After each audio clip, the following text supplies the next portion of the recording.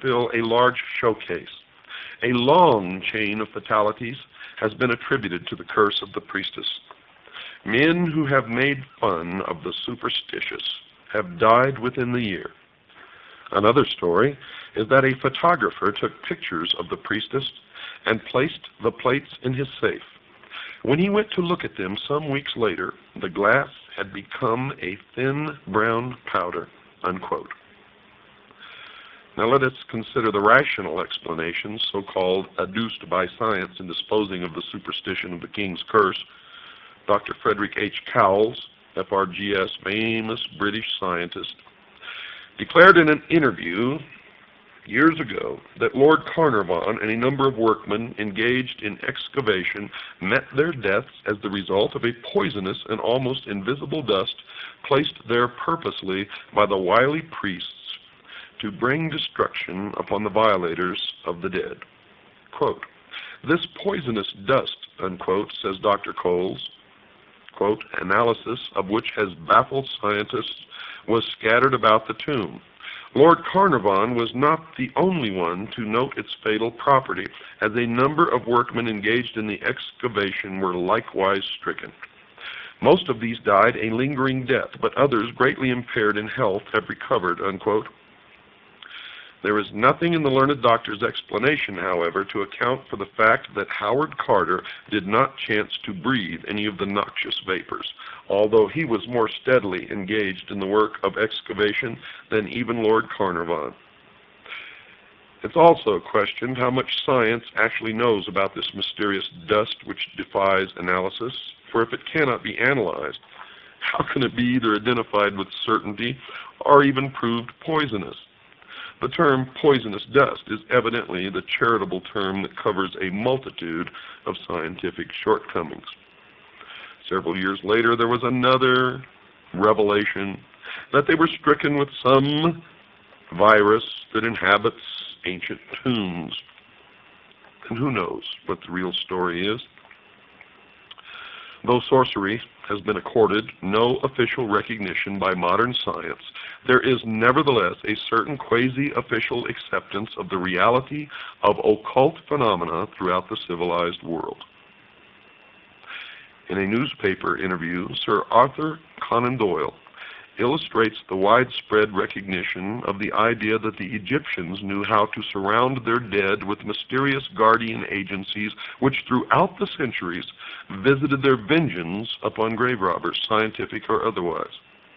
In discussing with the correspondent of the Daily Express the death of a certain Mr. Fletcher, who had felt the wrath of Egypt's dead, Conan Doyle declared that the tragedy was caused by Egyptian elementals guarding a female mummy because another student of Egyptology, a Mr. Robinson, had begun an investigation of the stories of the mummy's malevolence.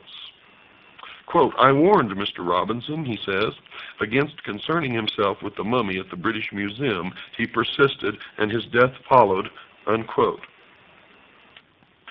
You may wonder where all this is going, but it becomes clear when you understand that the Egyptians inherited the religion of Babylon.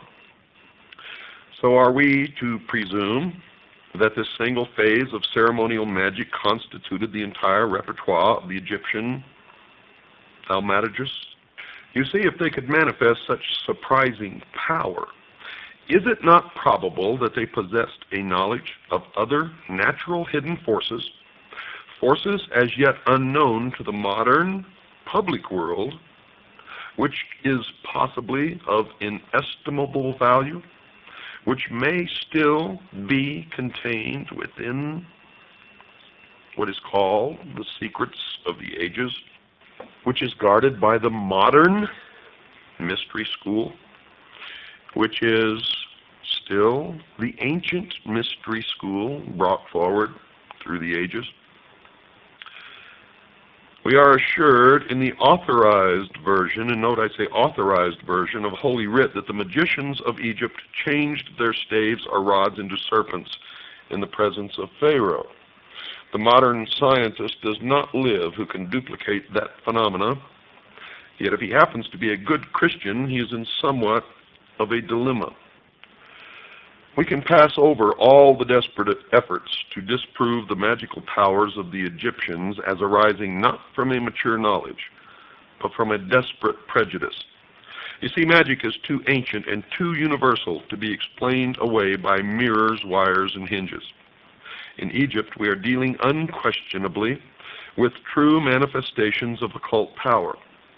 The learned author of Art Magic presents what may be accepted as a reasonable, accurate estimation of the priest-magicians of the old Egyptian mysteries. Quote, "They were highly educated, scientific men.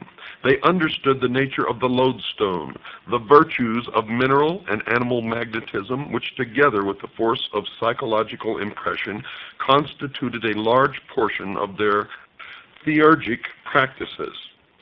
They perfectly understood the art of reading the innermost secrets of the soul, of impressing the susceptible imagination by enchantment and fascination, of sending their own spirits forth from the body, which many modern metaphysical teachers claim that they can do, as clairvoyants under the action of powerful will. In fact, they were masters of the art now known as mesmerism, clairvoyance, electrobiology, etc. They also realized the virtues of magnets, gums, herbs, drugs, and fumigations, and employed music to admirable effect. And no one since has been able to perfect or even come close to their art of embalming the dead." The highly gifted Egyptologist Lenormant acknowledges Egyptian magic as an essential part of their religious philosophy. James Bonwick, FRGS, thus summarizes the powers possessed by Egyptian adepts. Quote, "Egyptian mystics could levitate, walk the air, handle fire, live underwater, sustain great pressure, harmlessly suffer mutilation, read the past, foretell the future, make themselves invisible, and cure disease." Unquote.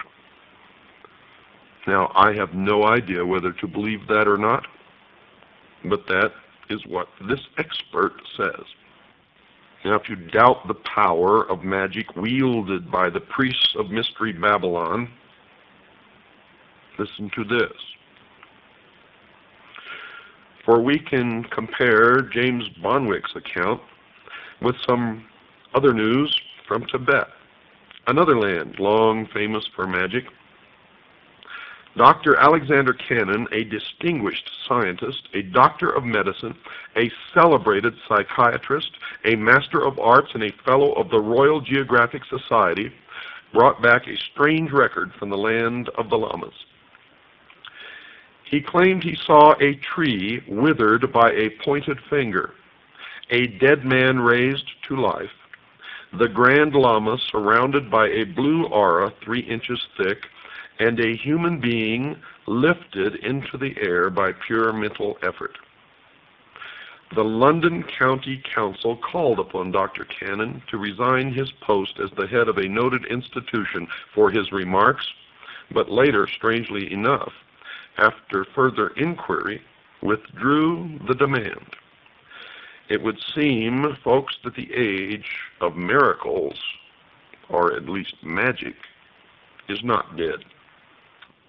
You know, Plato, I wrote this in my book, was an initiate of Mystery Babylon, and was actually initiated in the Great Pyramid in Egypt, where he lay in the sarcophagus for 3 days and 3 nights. He entered as a mortal man, and according to his writings, emerged as a god, given or imparted knowledge which he was to guard and keep. Remember, they called themselves the guardians of the secrets of the ages. From the writings of Proclus and Iamblichus, we can gain a considerable insight into the principles of Egyptian magic. To the old philosophers, even Pythagoras and Plato, magic was no mystery. According to Proclus, the initiated priests so fully understood the mutual sympathy between the visible and invisible worlds that they were able to change the course of action and focus divine virtues upon inferior natures. And according to Plato, the highest form of magic consisted in the